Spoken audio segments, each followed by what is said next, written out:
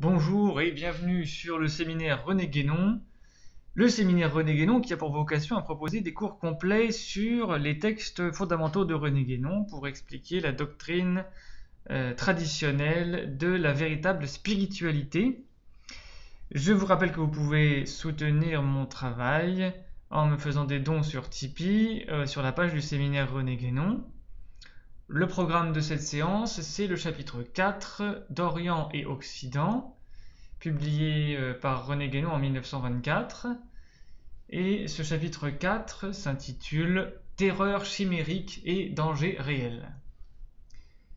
Donc en fait, Guénon est déjà en 1924, comme nous l'avons déjà vu, dans une posture de ce qu'on appelle aujourd'hui un collapsologue, c'est-à-dire qu'il fait l'étude, à partir des principes traditionnels pour sa part, de la manière dont la civilisation occidentale, moderne, va s'effondrer, et donc cela lui donne une lucidité absolument frappante, une anticipation et même une capacité de prédiction, si ce n'est de prophétie, sur l'avenir de la société moderne.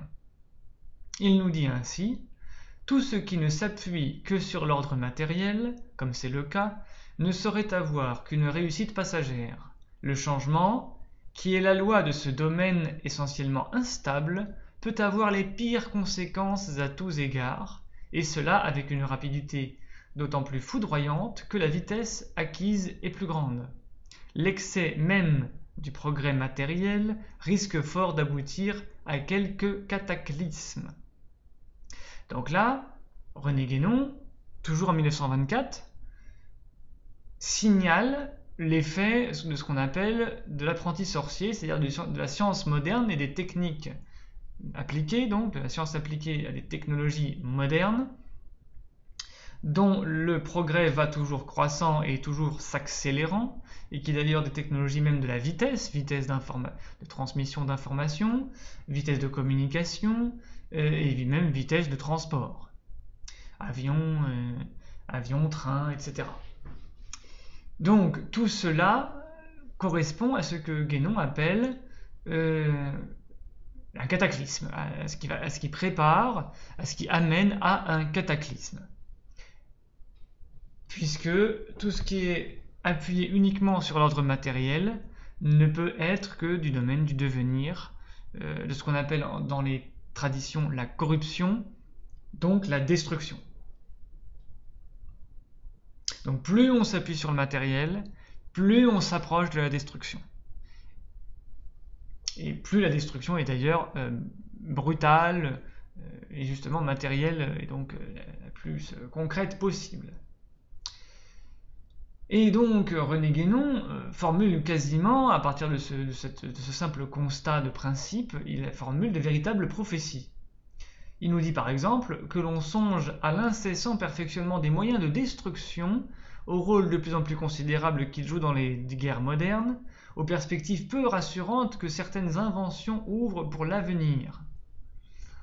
Il n'est pas besoin de beaucoup d'imagination pour se représenter l'Occident finissant par se détruire lui-même, soit dans une guerre gigantesque dont la dernière ne donne qu'une faible idée, donc la Première Guerre mondiale, puisqu'on est en 1924, soit par les effets imprévus de quelques produits qui, manipulés maladroitement, seraient capables de faire sauter non plus une usine ou une ville, mais tout un continent.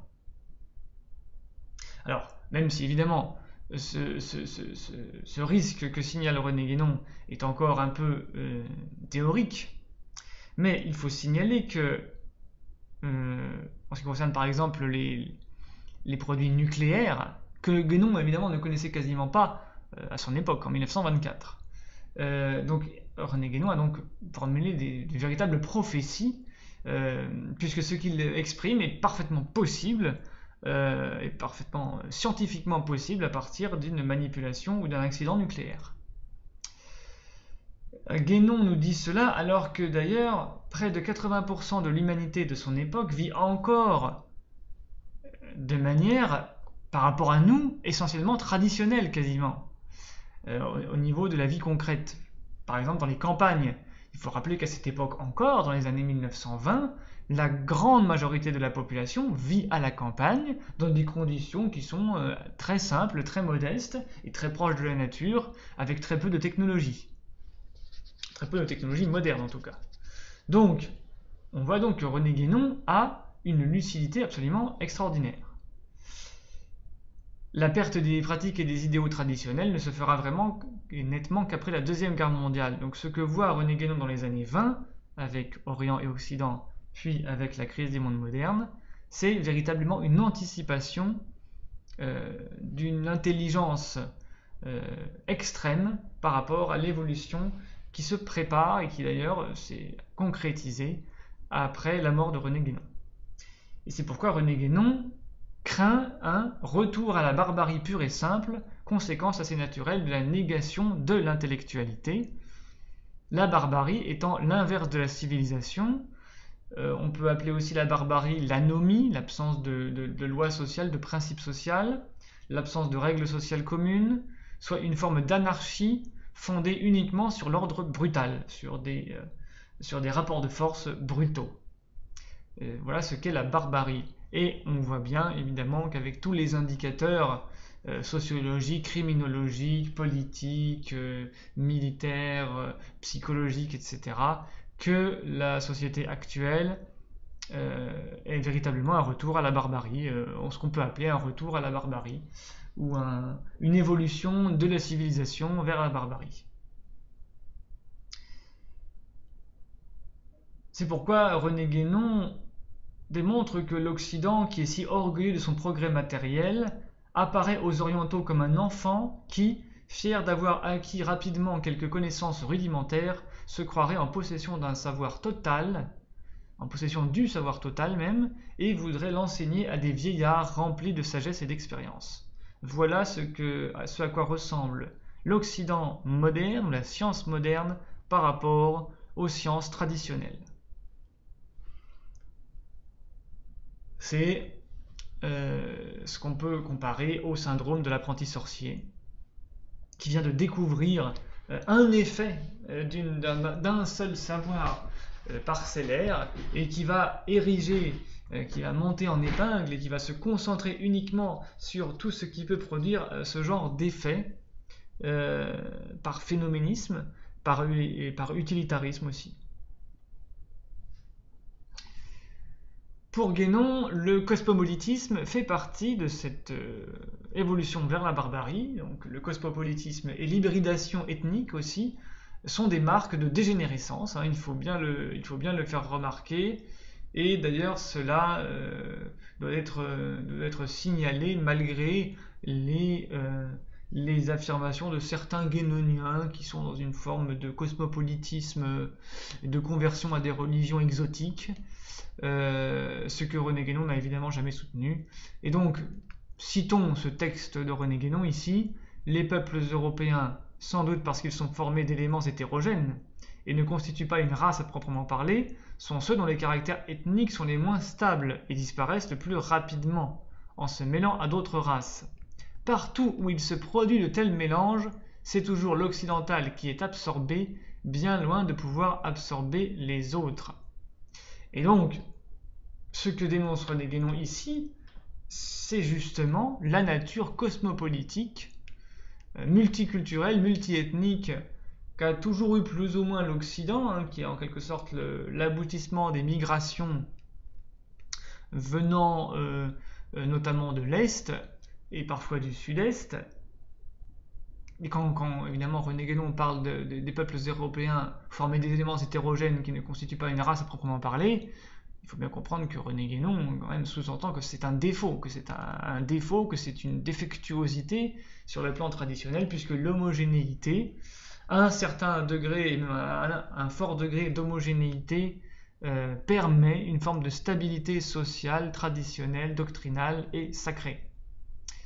Puisqu'il dit les caractères ethniques sont moins stables et disparaissent le plus rapidement en se mêlant à d'autres races, ce qui est évidemment une des manifestations de l'instabilité de l'européen et de l'occidental moderne. Donc tout cela est lié à un caractère modernisateur de l'Occident.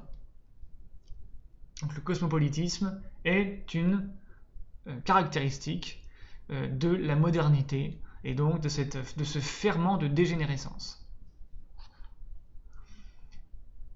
Ensuite, cela n'empêche évidemment pas René Guénon de critiquer un autre aspect de l'Occident qui est le colonialisme, qui est le fait que cet Occident cosmopolitique s'est mis à dominer des peuples qui étaient encore dans un stade plus ou moins traditionnel. Et René Guénon dénonce ainsi l'hypocrisie moraliste qui a été utilisée dans la propagande de la conquête coloniale. Et même, on pourrait dire, dans le néocolonialisme actuel, notamment avec les guerres des États-Unis au Moyen-Orient, qui est une sorte de conquête coloniale de pays pétroliers. René Guénon explique: la conquête coloniale ne peut, pas plus qu'aucune autre conquête par les armes, reposer sur un autre droit que celui de la force brutale. Qu'on invoque la nécessité pour un peuple qui se trouve trop à l'étroit chez lui d'étendre son champ d'activité et qu'on dise qu'il ne peut le faire qu'aux dépens de ceux qui sont trop faibles pour lui résister, nous le voulons bien, et nous ne voyons même pas comment on pourrait empêcher que des choses de ce genre se produisent, mais que du moins on ne prétende pas faire intervenir là-dedans les intérêts de la civilisation qui n'ont rien à y voir, c'est-à-dire les intérêts de la civilisation traditionnelle, d'une véritable civilisation. Et évidemment, les intérêts de la civilisation ne sont que des slogans colonialistes, moralistes et hypocrites de l'impérialisme européen et qui ne fait que instrumentaliser un moralisme idéologique sous prétexte qu'on veut aider, qu'on veut apporter la civilisation à d'autres. Hein, voilà, c'est ça, c'est une des manifestations du moralisme. Le néocolonialisme, le colonialisme et le néocolonialisme ont utilisé le moralisme, la bonne intention, nous voulons faire du bien à ces peuples, et ce qui permettait de justifier les expéditions militaires et les impérialismes industriels et commerciaux.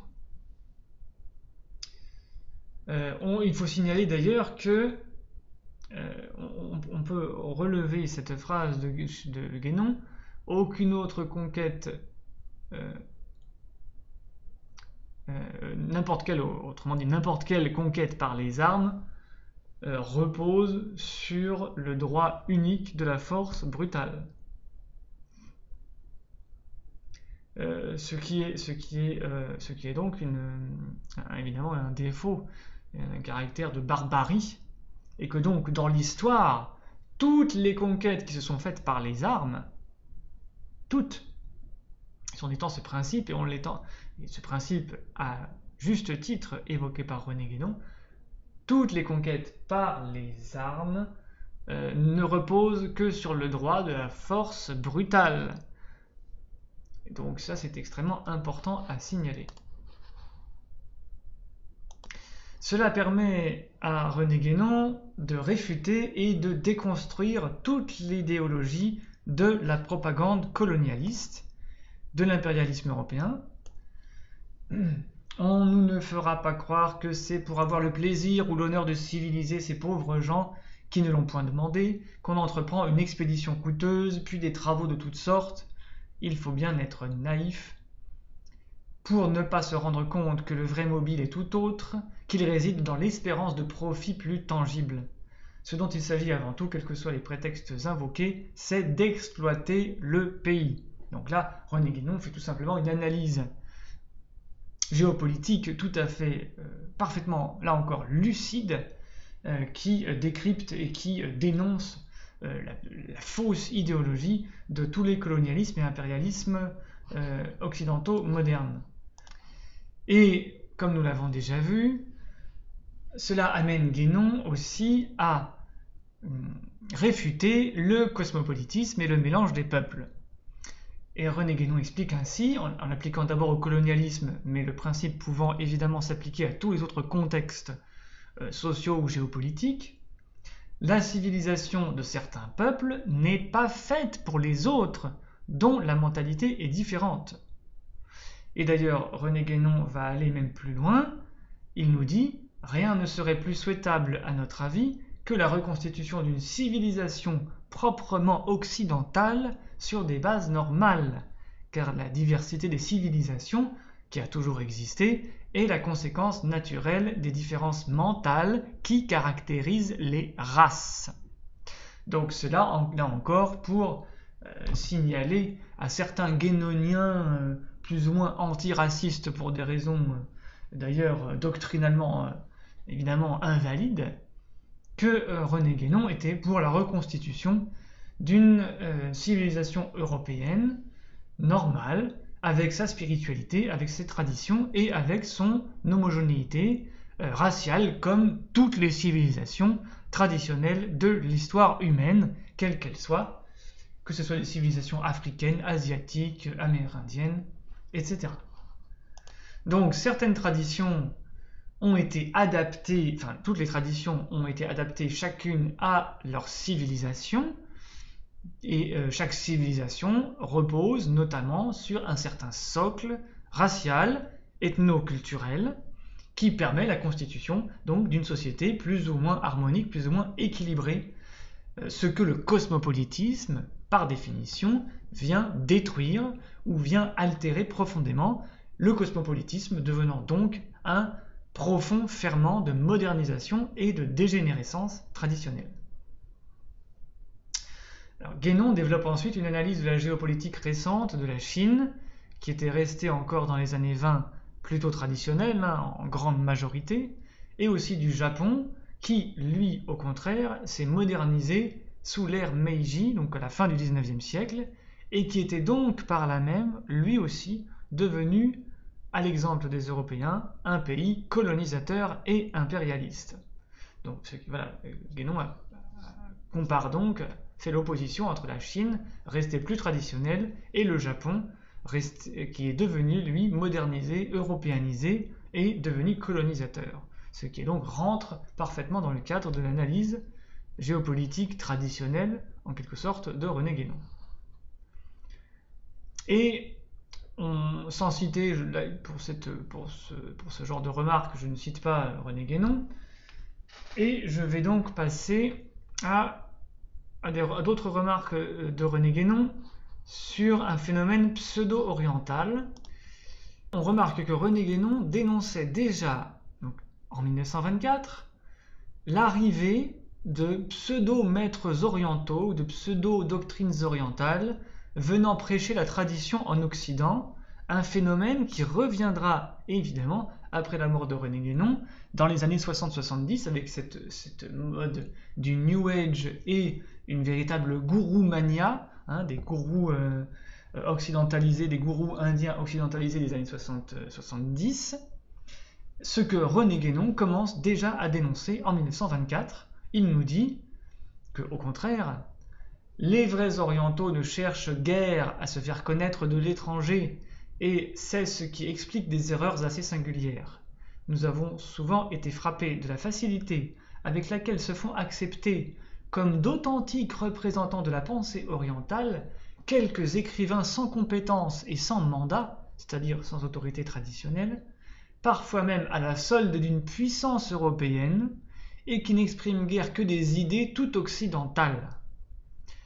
Parce qu'ils portent des noms orientaux, on les croit volontiers sur parole.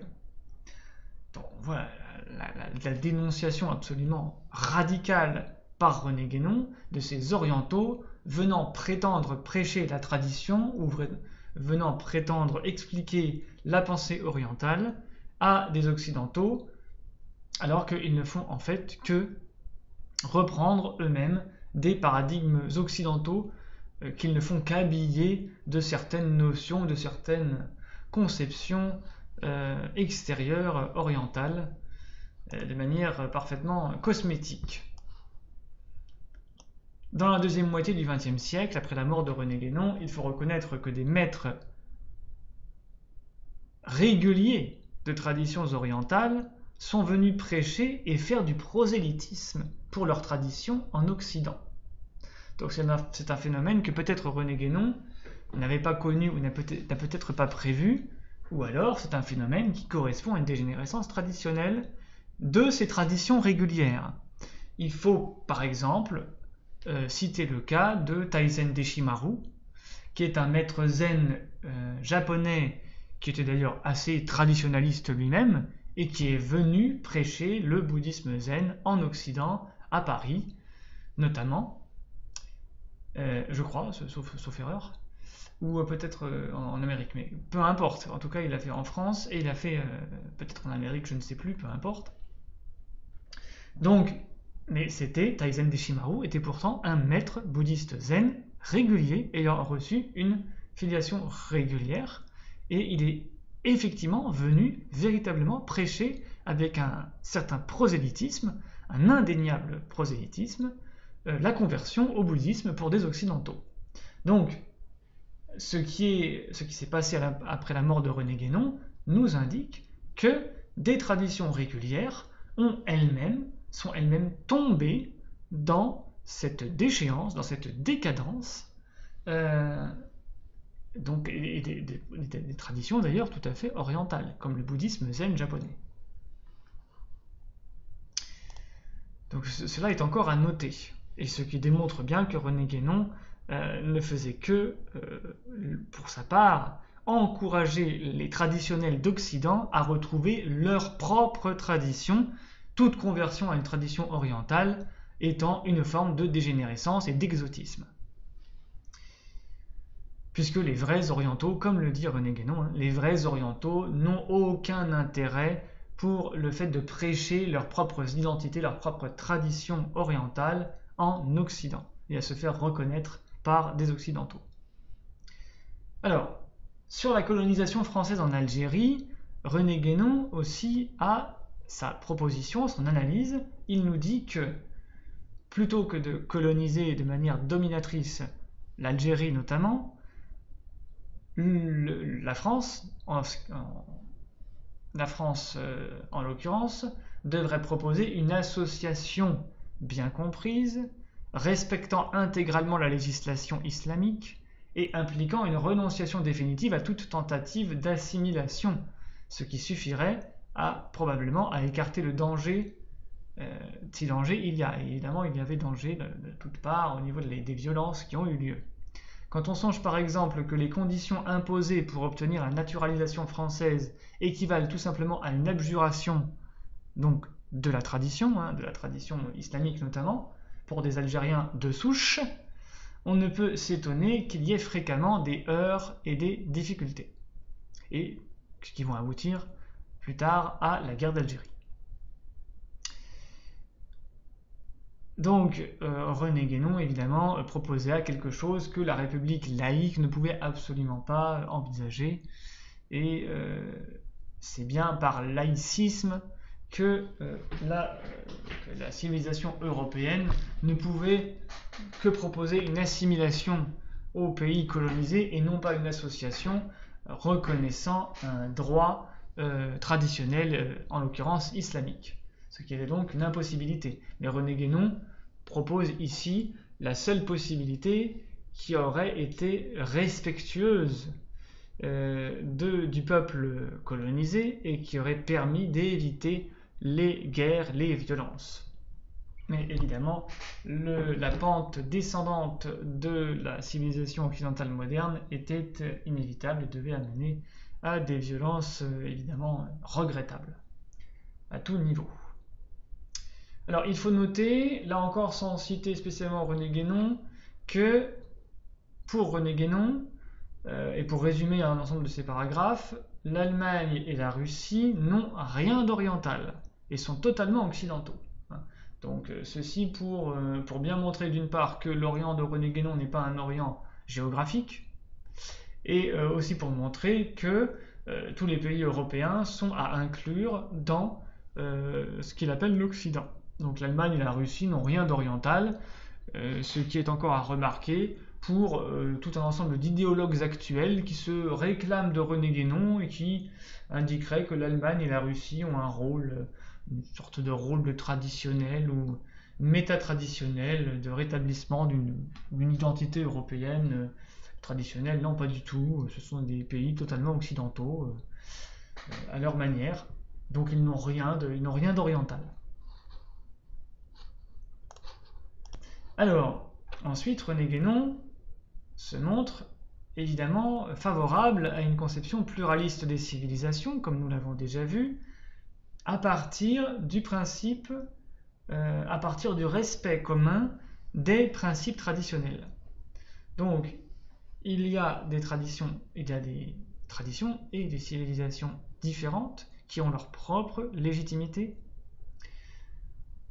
Et René Guénon explique cela de cette manière. La diversité dans les formes n'exclut aucunement l'accord sur les principes. Entente et harmonie ne veulent point dire uniformité. Et penser le contraire serait sacrifier à ces utopies égalitaires contre lesquelles nous nous élevons précisément. Alors, ici, René Guénon oppose l'uniformité qui procède de la modernité à l'entente et l'harmonie qui reposent sur un accord sur des principes qui peuvent être exprimés donc, dans une diversité de modèles civilisationnels. Donc, entre civilisations différentes, on peut s'entendre sur une forme d'harmonie, mais uniquement s'il y a un accord sur des principes traditionnels, notamment des principes métaphysiques, ce qui ne veut pas dire uniformité. Donc autrement dit, c'est l'accord sur les principes métaphysiques qui permet l'harmonie entre les hommes, y compris entre les civilisations humaines différentes, tandis que l'uniformité moderne n'est en fait qu'un ferment de profonde anarchie et de profonde hostilité, de profonde séparation et donc disharmonie entre les êtres humains. Et d'ailleurs, on remarque l'uniformité de tous les régimes communistes qui procèdent de la modernité. Et cette uniformité a amené d'ailleurs, comme c'est parfaitement bien connu, à des dérives extrêmement violentes, que ce soit le communisme russe, le communisme chinois, le communisme vietnamien, etc. À chaque fois, il y a meurtres, massacres, voire des génocides, etc. René Guénon finit enfin son chapitre, et d'ailleurs finit cette première partie, puisque Orient et Occident est constitué de 2 parties, donc de 2 groupes de chapitres. Donc René Guénon finit son chapitre et cette partie sur les illusions occidentales en souhaitant la reconstitution d'une élite intellectuelle et spirituelle, en nous disant notamment « Pour une intelligence bien constituée, la vérité, si haute soit-elle, doit être plus assimilable que toutes les subtilités oiseuses où se complaît la sagesse profane du monde occidental. » Donc, ce que René Guénon explique ici, c'est qu'une élite potentielle dans l'Occident actuel, donc depuis l'époque de René Guénon, devra être attachée à la vérité, et cette vérité, si haute soit-elle, restera plus assimilable, plus accessible à cette intelligence bien constituée, à cette personne qualifiée, que toutes les subtilités oiseuses où se complaît la sagesse profane, c'est-à-dire la science et les intellectuels modernes. Fin du chapitre et fin de la première partie d'Orient et Occident. Je vous rappelle que vous pouvez soutenir mon travail en me faisant des dons sur Tipeee. Et je vous dis à bientôt pour la suite du cours sur Orient et Occident.